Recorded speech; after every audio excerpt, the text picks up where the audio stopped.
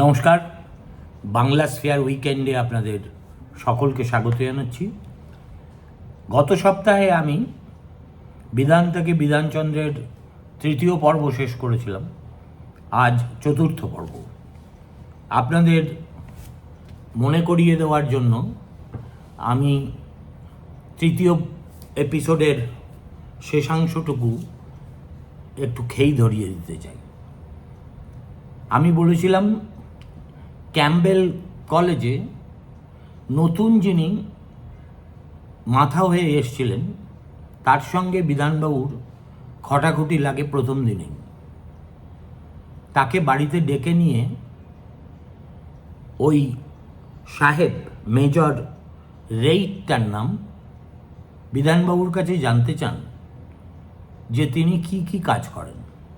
শোনার পরে তিনি মন্তব্য করেন যে আপনি যে সামান্য কাজটুকু করেন তার জন্য এত টাকা বেতন আপনাকে দেওয়া হবে না। এতে রীতিমতো ক্ষুব্ধ হয়ে গিয়ে বিধানবাবু জবাব দিয়েছিলেন যে আপনাদের ব্যাপার স্যাপার আমি ঠিক বুঝে উঠতে পারি না।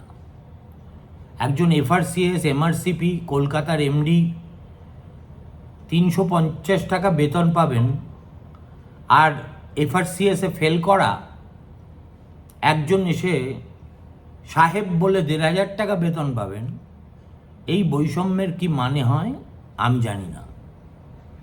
বিধানবাবু অবশ্যই তাকে খোঁচাটা দিয়েছিলেন। খোঁচা কেন, বিলো দ্য বেল্ট দিয়েছিলেন এ কথা জেনেই যে মেজর রেইট হতভাগা, সে বিলেতে এডিনবারায় এফআরসিএস পাশ করার চেষ্টা করেছিল, কিন্তু ফেলটু মেরে ভারতবর্ষে এসে বিধানবাবুর উপরে দাদাগিরি করছে। হকচকিয়ে গিয়ে মিস্টার রেইট তখন বললেন, ঠিক আছে আপনি এখন যেতে পারেন, আপনার কাছে আমি যা জানানোর সেটা অফিসিয়াল নোটের মাধ্যমে জানিয়ে দেব। ভালো কথা। এখন যথাসময়ে সেই নোটটা এলো এবং তাতে লেখা বিধানবাবুকে অ্যানাটমি বিভাগে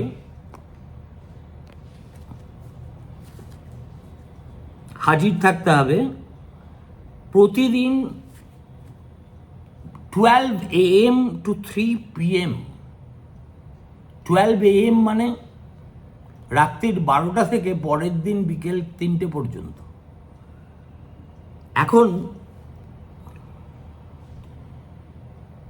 তিনি মেজর রেইট লিখে দেন যে এই যে নির্দেশ তিনি দিচ্ছেন সেটা 50 বছর আগেকার একটা নোটিফিকেশনের সূত্র ধরেই। এই নোটটি পাওয়ার পর বিধানবাবু আবার মেজর রেইটের কাছে যান এবং জিজ্ঞেস করেন যে আপনি কি চান, should I follow your instruction in letter or in spirit. তখন ঘাবড়ে গিয়ে মেজর সাহেব বলেন, of course the letter of the law has to be followed. তখন বিধানবাবু বলেন, কিন্তু when we engage a third class ঠিকা ঘড়ি we pay by the hour, but if we engage a taxi we pay by the distance it covers. Likewise, when we appoint a peon or a servant, we ask him to work for a certain number of hours in the day, but when we appoint a man in charge of a department, we look to the efficiency of the person and not the number of hours that he works every day. মানে এই ধরনের অসভ্যতামি major সাহেব করছেন দেখে বিধানবাবু মনে করলেন যে একে উচিত কথা মুখের উপর বলা উচিত। তাই এতগুলো কথা তাকে মুখের উপর শুনিয়ে দিলেন। এখন মেজর রেইট আমার ধারণা একটু গাত্রচর্ম পুরু ছিল। তিনি বলেন যে আমি এত কথা শুনে কি করব, আমি চাই letter of the law should be followed in toto. ভালো কথা। এর কিছুদিন পরেই ওই সাহেব আবার বিধানবাবুকে একটা চিঠি দেন।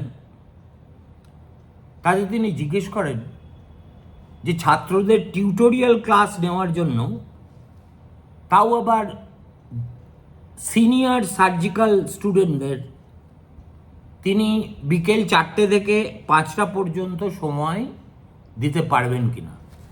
রাত্রির 12টায় আসবেন, পরের দিন 3টে অবধি চাকরি করবেন, আবার 4টে থেকে 5টা অবধি টিউটোরিয়াল ক্লাস নেবেন সার্জিক্যাল ছাত্রদের। কিছুই নয়, এটা হচ্ছে একটা বর্ণবিদ্বেষী রাজকর্মচারীর একজন যোগ্য কৃষ্ণাঙ্গকে সবক শেখানোর একটা পদ্ধতি মাত্র। তো এটা চিঠিটা দেখে বিধানবাবু আর জবাব দেওয়ারও প্রয়োজন বোধ করেননি। তিনি সোজা ওয়েস্ট পেপার বাস্কেটে সেটা ফেলে দিয়েছিলেন। কিছুদিন পরে ওই সুপারিনটেন্ডেন্ট রেইড অ্যানাটমি ডিপার্টমেন্টে এসেছিলেন। তিনি ভেবেছিলেন যে হয়তো রাত্রির 2টোয় সেখানে তিনি বিধানবাবুকে দেখতে পাবেন না, কিন্তু পরমাশ্চর্য হয়ে যখন তিনি দেখলেন বিধানবাবু শুধু উপস্থিত আছেন তাই নয়, খুব মনঃসংযোগের সঙ্গে নিজের দায়িত্ব পালন করছেন, তখন তার কাছে গিয়ে রেড জানতে চাইলেন, আচ্ছা আপনাকে যে একটা টিউটোরিয়াল ক্লাস সংক্রান্ত চিঠি দিয়েছিলাম, আপনি তো তার জবাব দিলেন না। এবার বিধানবাবু আবার সমূর্তি ধারণ করে বললেন, the letter has gone to the place it deserve to go, that is the West paper basket. তখন মেজর সাহেব জিজ্ঞেস করলেন, কেন এমন মতিভ্রম আপনার হলো কেন? তখন তিনি সাহেবকে শুনিয়ে দিলেন যে আপনি বলেছিলেন যে নোটিফিকেশনের যা লেখা আছে সেটা আমাকে অক্ষরে অক্ষরে পালন করতে হবে, স্পিরিট পালন করার কোনো প্রয়োজন নেই। আপনি বলেছিলেন আমাকে এই ডিপার্টমেন্টে রাত্রি 12টা থেকে পরের দিন 3টে পর্যন্ত হাজিরা থাকতে হবে, এবং এর পরেও আপনি বলছেন যে আমাকে 4টে থেকে 5টা টিউটোরিয়াল ক্লাস নিতে হবে।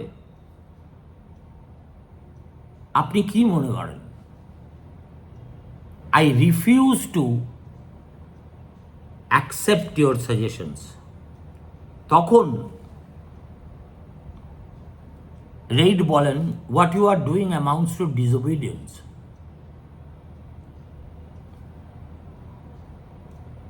তখন আবার বিধানবাবু জবাব দেন, আপনি যদি সেটাই মনে করেন তাহলে আমি একেবারে ঊর্ধ্বতম কর্তৃপক্ষের কাছে গিয়ে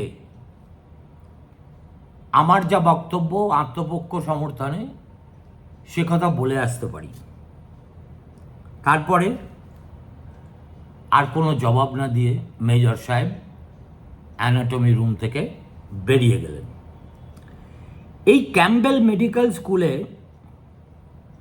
এই রকম অজস্র খটাখুটির ঘটনা বিধানবাবুর সঙ্গে সাহেবগুলোর হয়েছিল। তার থেকে যেটা বেরিয়ে আসে সেটা হচ্ছে তার আত্মসম্মানবোধ, স্বাধীন চেতা মনোভাব, এবং ধীরে ধীরে তার মধ্যে যে একটা বিদ্রোহী সত্তা লুকিয়েছিল তারও সেটাও প্রস্ফুটিত হতে শুরু করে এবং তিনি মনে করতেন আমি আমার ডিউটি একেবারে যা আমাকে ডিউটি দেওয়া হবে আমি তা বিনা বাক্যব্যয়ে কনসিয়েন্সিয়াসলি পালন করব। কিন্তু এইভাবে যদি আমার উপর অবিচার করা হয় আর শ্বেতাঙ্গরা মনে করে অবিচার করলেই আমি মেনে নেব, তাহলে তারা ভুল করছে।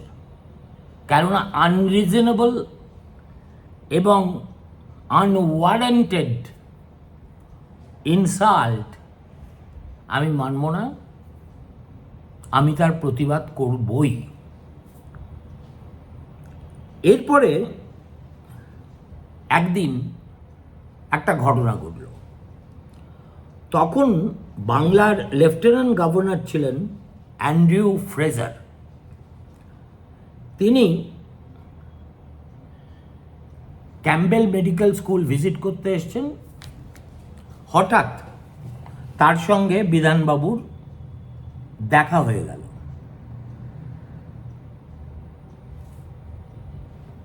এবং যে সময় দেখা হওয়ার কথা তার থেকে 5 মিনিট আগেই বিধানবাবু সেখানে পৌঁছে গেলেন।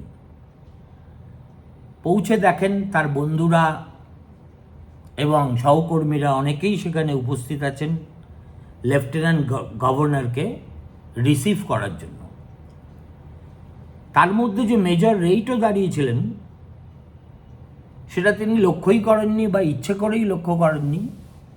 তাকে সম্পূর্ণ অবজ্ঞা করে বন্ধুদের সঙ্গে গল্পগুজব করতে তিনি মশগুল হয়ে গেলেন। মেজর কিন্তু বিষয়টা লক্ষ্য করেছিলেন। লেফটেন্যান্ট গভর্নর চলে গেলে বিধানবাবুকে ডেকে তিনি জিজ্ঞেস করলেন, কি ব্যাপার বলুন তো, আমি যে ওখানে দাঁড়িয়েছিলাম সেটা তো আপনি নজরই করলেন না, উল্টে আমাকে অবজ্ঞা করলেন। তার চেয়েও বড় কথা, আমাকে দেখে আপনার মাথার টুপিটা তো খোলা উচিত ছিল, সেটাও খুললেন না কেন?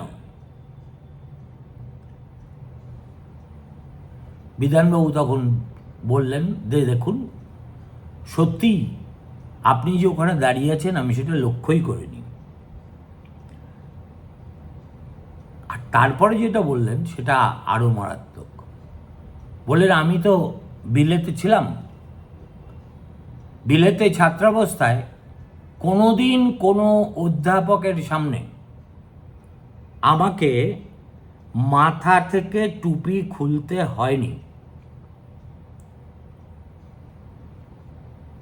আমি ধরে নিয়েছি ইংরেজরা যেখানেই যাক না কেন তারা এই প্রথাই অনুসরণ করবে। সুতরাং বিলেতে যা দেখিনি কলকাতায় তার ব্যতিক্রম হবে এটা আমি জানব কি করে? তখন তিনি বলেন, আপনি এক কাজ করুন, আপনি যে কথা আমাকে বললেন সেই মর্মে একটা নোটিশ বোর্ডে ঝুলিয়ে দিন। তাতে লিখুন যে আপনাকে দেখলেই সবাইকে তার মাথার টুপি খুলে সালাম জানাতে হবে। মেজর জাতীয় মাতাল কালেটিক তিনি সেটা করতে রাজি হলেন না। কেন হলেন না সেটাও বলে দিলেন। বললেন, দেখুন এরকম একটা নোটিশ দিলে তো শোরগোল পড়ে যাবে। আর সেদিন থেকেই ওই মাথার টুপি খুলে শ্বেতাঙ্গদের অভিবাদন জানানোর যে প্রথা ছিল সেটা ওই ক্যাম্বেলে বন্ধ হয়ে গেল। এছাড়াও আরও একটা অদ্ভুত নিয়ম ছিল ওই কলেজে। কোনো প্রফেসরকে দেখলেই ছাত্রদের বলা ছিল তারা যদি মাথায় ছাতা দিয়ে চলে তাহলে সঙ্গে সঙ্গে যেন ছাতাটা বন্ধ করে দেয়। বিধানবাবুর এই প্রথা একেবারে ঘোরতর অপছন্দ ছিল। ছাত্ররা তাকে দেখে একবার ছাতা খুলবে, একবার বন্ধ করবে, এই দৃশ্য দেখতে দেখতে তিনি খুবই বিরক্ত হয়ে গেলেন এবং একদিন তিনি ছাত্রদের ডেকে বললেন যে, দেখো বাবু, তোমরা যে প্রফেসরদের শ্রদ্ধা ভক্তি করো সেটাই যথেষ্ট, কিন্তু তার চিহ্ন হিসেবে মাথার ছাতা বন্ধ করার কোনো প্রয়োজনই নেই।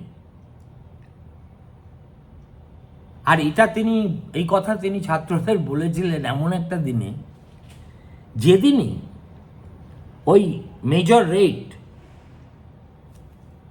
ক্যাম্পবেলের ভিতরে তখন একটা পুষ্করিণী ছিল, সেই পুষ্করিণীর পাশ দিয়ে যাওয়ার সময় দেখেন তাকে দেখে ছাত্রছাত্রীরা মাথার ছাতা বন্ধ করছে না। তিনি অবাক হয়ে গেলেন, তাদের জিজ্ঞেস করলেন যে কী ব্যাপার, তোমরা কি নিয়মকানুন সব ভুলে গেলে? আমি তোমাদের সামনে দিয়ে যাচ্ছি, অথচ তোমরা যে যার মাথার ছাতা দিব্যি খুলে বসে আছো। তখন একজন ছাত্র এগিয়ে এসে বললেন যে ডক্টর রায় আমাদের নিষেধ করে দিয়েছেন যে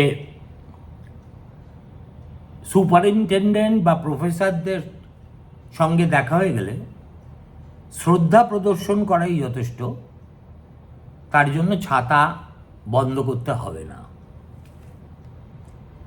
খোঁচে মুচে গিয়ে মেজর সঙ্গে সঙ্গে ডক্টর রায়কে ডেকে পাঠালেন।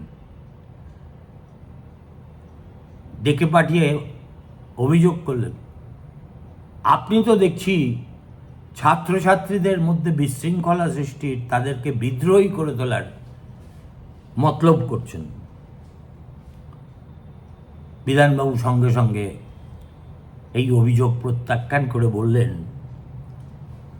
যে সেসব কোনো কিছুই আমার উদ্দেশ্য ছিল না। আমার উদ্দেশ্য হলো তারা যাতে রিজনেবল এবং সেন্সেবল আচরণ করে, এই রকম উদ্ভট আচরণ করার কোনো প্রয়োজন নেই, সেটা তাদেরকে ভালো করে বুঝিয়ে দেওয়া। যেটা আগেই বলেছি যে অথরিটিকে রেসপেক্ট দেখানো বিধানবাবু মেনে নিয়েছিলেন, কিন্তু অপমান তিনি কিছুতেই মানবেন না। ডক্টর রেড বেশি দিন তো আর এরা এইসব জায়গায় এসে চাকরি করতেন না। অচিরেই তার বিদায়ের লগ্ন এসে গেল। তার ঠিক আগে বিধানবাবুকে ফের ডেকে তিনি বলেন, আচ্ছা ডক্টর রায়, আমি আপনাকে ফ্র্যাঙ্কলি একটা প্রশ্ন জিজ্ঞেস করতে পারি? তখন তিনি বলেন, হ্যাঁ। প্রশ্নটা কি ছিল শুনবেন? Doctor Roy, do you think I am a fool? আপনার কি মনে হয় আমি একটা গাধা? তখন বিধানবাবুর জবাব, it is difficult for me to give an answer to this question. খুব কঠিন ব্যাপার। If I said yes, you would not like the answer,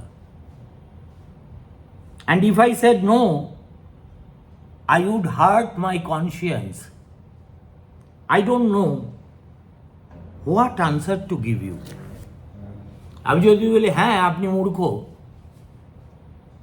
তাহলে আপনি আঘাত পাবেন, আর আমি যদি বলি না আপনি মূর্খ নন, তাহলে সেটা আমার বিবেক বিরোধী কথা হয়ে যাবে। সুতরাং এই প্রশ্নের কি জবাব হয় বা হওয়া উচিত আমি সেটা বুঝতেই পারছি না। এই ধরনের আলাপচারিতা শেষ হওয়ার মুখে ওই মেজর সাহেব তাকে জানান যে আমি আপনাদের প্রতিষ্ঠান ছেড়ে চলে যাচ্ছি much earlier than he intended to. কেননা তিনি এখানে থাকতে থাকতে একটা উপলব্ধিতে পৌঁছেছেন, সেটা হলো যে এই ধরনের পদে বসে থাকার জন্য সত্যিই যে যোগ্যতা থাকা প্রয়োজন সেটা তার নেই। এখানে এসে তিনি দেখলেন যে এই ক্যাম্পবেলে এমন অনেক অধ্যাপক আছেন যাদের যোগ্যতা তার চেয়ে অনেক বেশি। দেখুন, প্রত্যেকটা মানুষের মধ্যে তো অনেকগুলো সত্তা থাকে। একটা সত্তায় এই লোকটা বর্ণবিদ্বেষী, মানুষকে অপমান করে এক অদ্ভুত ইন্দ্রিয় সুখ অনুভব করেন। আবার অন্যদিকে একজন সাচ্চা মানুষ হিসেবেও কিন্তু তিনি নিজের পরিচয় বিদায়ের মাধ্যমে রেখে গেলেন। এমন একটা কথা সচরাচর কোনো ভারতীয় বলবেন বলে আমি কখনো শুনিও নি, শুনবও না। কিন্তু এই সাহেব অকপটে তার সৎ উপলব্ধির কথা সহজ সরল ভাষায় জানিয়ে দিলেন এবং বললেন, আপনারাই আপনাদের প্রতিষ্ঠান চালান, আপনারা আমার চেয়ে যোগ্যতর, আমি এবার বিদায় নিচ্ছি। নমস্কার, আগামীকাল শোনাবো পঞ্চম পর্ব। ভালো থাকবেন।